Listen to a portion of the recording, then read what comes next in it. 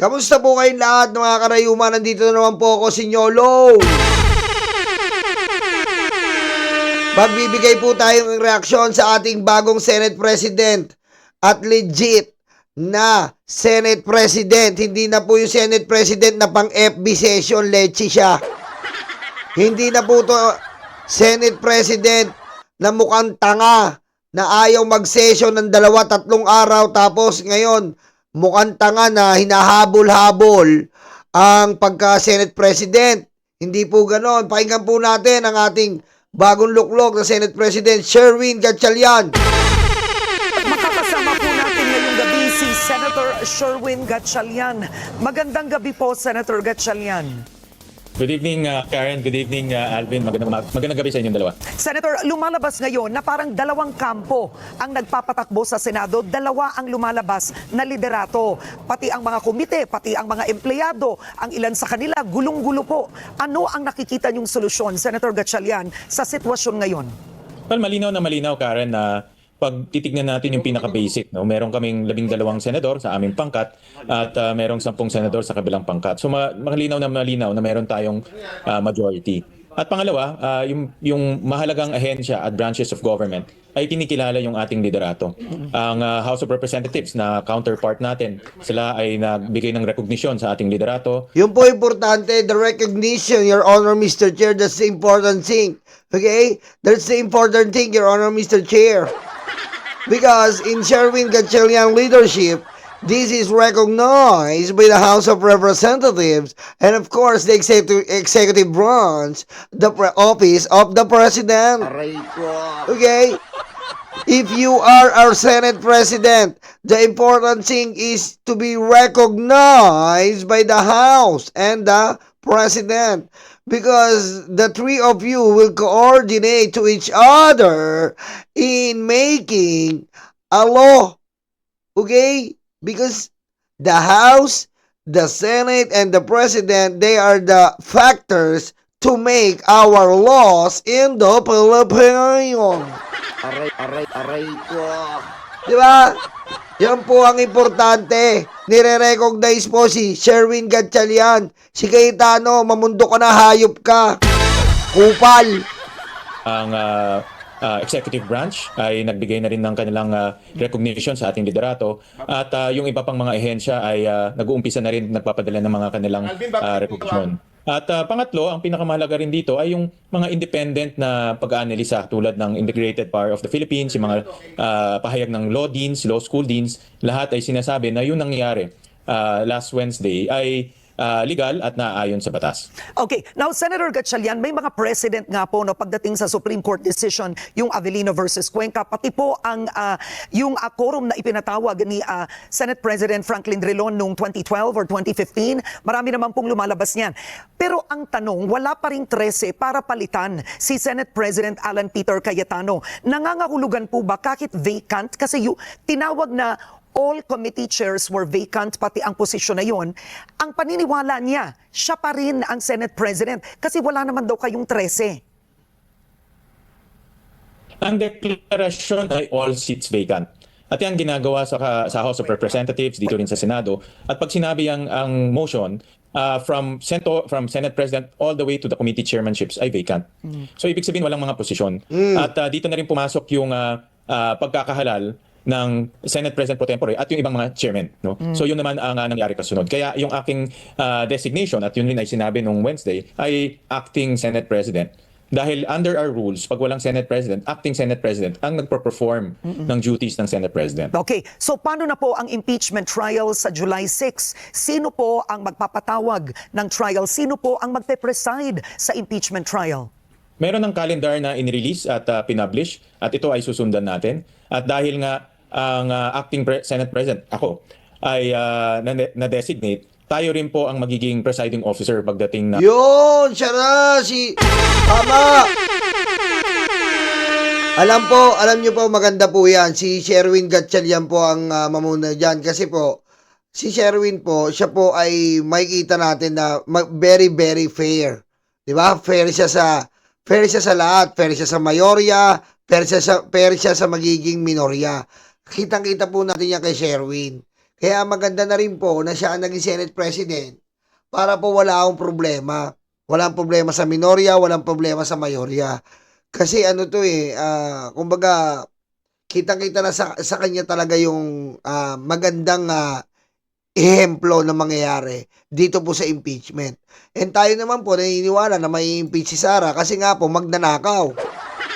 Aray ko. Diba? Magnanakaw yan. Dahil sa nakita na naman natin na Committee on Justice hearing dito sa House of Representatives, kitang-kita po natin ang pagnanakaw. Ngayon, malaman po natin dito po kung paano po i-expose lalo ang pagnanakaw ni Sara Duterte sa pangunguna ng impeachment na pamumunuan ni new Senate President Sherwin Gatchalian. Ang impeachment trial. Oo, pero Senator, hindi ba posibleng malaking gulo yan? Kasi ang mangyayari, yung kampo niya lilitaw. Tapos siya po ang magpe-preside. Ang kampo po ninyo lilitaw. I-insist nyo kayo mag-preside. Anong posibleng mangyari doon, Senator? Well, malinaw naman yung recognition ng House of Representatives, ng executive branch at ng iba pa. At malinaw rin, pati yung mga independent law experts ang nagsasabi na regular at legal yung nangyaring pagpapalitan last Wednesday. At yun ang susundan natin. Kung sinong itinalagang acting Senate President, then yun ang dapat mag-function as acting Senate President. Kasama na dun lahat ng kanyang duties and responsibilities. Oo. So una, may balak po ba kayong magtalaga o mag-designate ng presiding officer specifically for the impeachment trial, or will you take over this responsibility? Yun ang aming pinag-uusapan. No? For now, ang nakasaad sa rules ay yung Senate President. In this case, the acting Senate President ang magpre-preside. Pero meron ring pag-uusap at pag-aaral kung dapat magtalaga ng ibang presiding officer. Okay, may isang guro po na dumulog sa Korte Suprema para, kumbaga, hiningi na sagutin na itong nangyayari po sa Korte Suprema, itong impasse sa Senado. May plano po bang dumulog ang mga kasamahan po ninyo, or hihintayin nyo na lang itong naging petisyon ng isang teacher? Dahil kami party of interest dito sa case na ito, responsibilidad namin na sumagot kung ang Korte Suprema ay magpapadala na ng mga kasulatan at hihingi ng aming sagot. So magpa-participate kami dito sa case na ito na inihain sa Supreme Court. Alright. Alam mo ayan po saludo ako dito sa sa mga ganito, sa mga lumalapit po sa Korte Suprema para maayos na po to. Pero tayo naman po, naniniwala tayo na si Sherwin Gatchalian na nga. Biro nyo naman po, saan ka po makakita? Hindi mo, binoykot mo ang unang session nung Lunes, Martes, binoykot. Tapos nung lumabas yung mga isang senador na si Chisa Escudero, dahil asar na sa nangyayari, kasi nga po, 25 million a day ang nawawala kapag wala pong session, na wala naman pong dahilan, wala naman pong national threat, wala namang gera, wala namang lindol, wala namang COVID, wala namang matinding bagyo.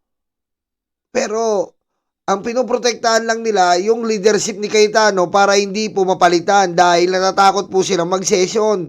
Nakakaputang ina po no? Kaya saludo ako dito sa mga lumapit sa Supreme Court para agad pong masolusyonan.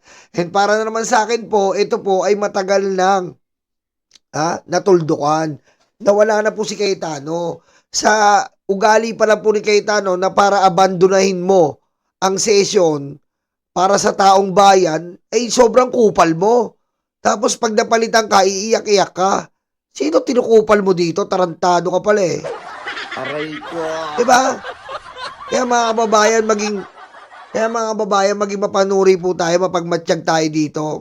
Ang daming po mga demonyo nagkalat ngayon sa pangunguna po ni Alan Cayetano na nagpapanggap na maka-Diyos. Di ba? Nagpapanggap ka maka-Diyos, hayop ka. Inaabandona mo yung session para sa taong bayan. Sinong niloko mo? Aray ko. Ayan na lang po mga kababayan. Pa-like na lang po and pa-subscribe na rin po dito sa channel natin. Maraming salamat po. Ako na naman po to, si Nyolo III at your service. Salamat!